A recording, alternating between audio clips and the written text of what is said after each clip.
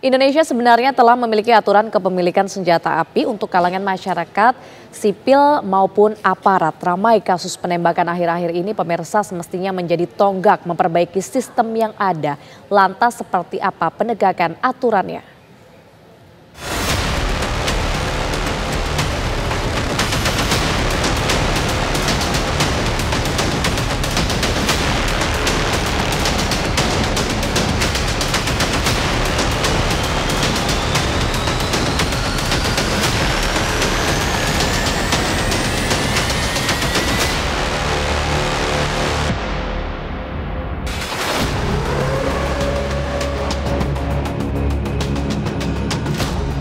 Marak kasus penembakan belakangan ini semestinya dapat menjadi momen memperbaiki sistem menyoal aturan kepemilikan maupun penggunaan senjata api di tengah masyarakat.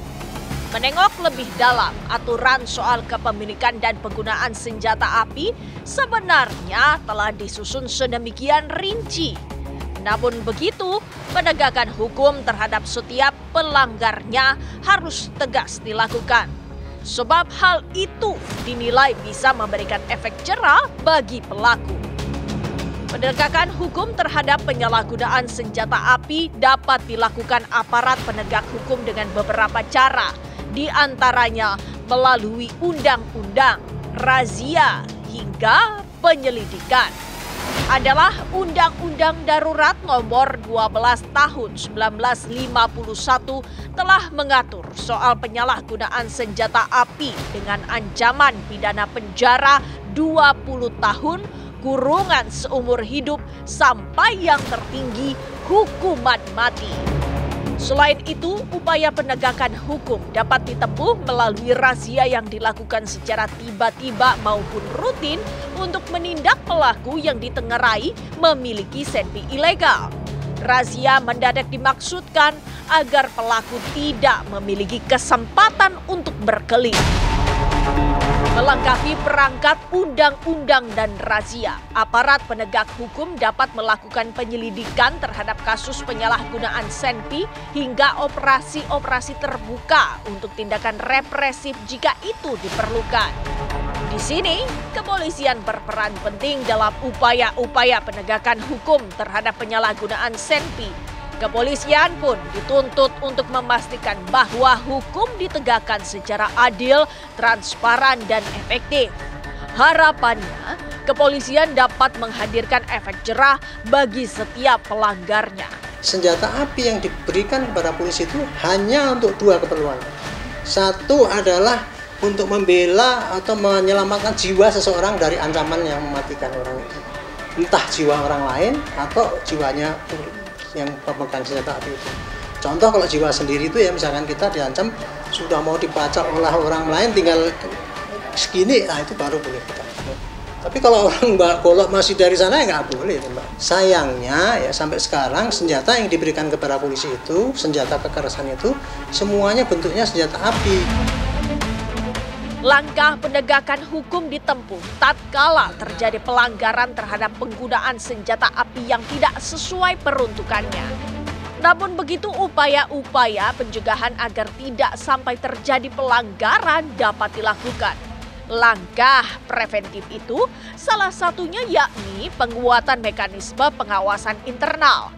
Setiap penerbitan izin kepemilikan senpi harus disertai evaluasi psikologis yang independen dan berkelanjutan. Bagi aparat penegak hukum, perlu juga dilakukan asesmen atau penilaian mendalam terhadap tingkat stres kerja dan kondisi mental aparat bersangkutan.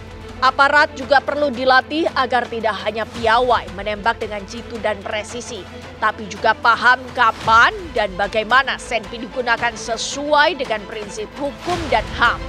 Di samping itu, audit reguler terhadap kepemilikan dan penggunaan senpi memungkinkan mendeteksi potensi penyalahgunaan sedari awal. Idealnya ya, Mbak, karena polisi itu tugasnya setiap hari itu melayani masyarakat, dan yang juga yang paling berat lagi menegakkan hukum. Berarti polisi itu setiap harinya harus dihadapkan kepada permasalahan yang rumit dan dia harus melakukan tindakan, kan gitu kan. Tindakan terutama tindakan kekerasan itu tadi ya, upaya paksa gitu. Nah, seperti ini kan dibutuhkan orang yang mentalnya kesehatannya sehat, mentalitasnya baik gitu, tidak orang temperamen dan sebagainya gitu ya. Itu tes kayak gitu tuh hanya dilakukan ketika polisi itu masuk. Tapi ketika dalam dinas, tes kejiwaan itu kayaknya saya selama 50 tahun berdinas itu, selama dalam dinas tidak pernah setahun sekali, bahkan 5 tahun sekali enggak tuh. Cuman kalau ketika kita mau masuk sekolah baru ada tes gitu lagi.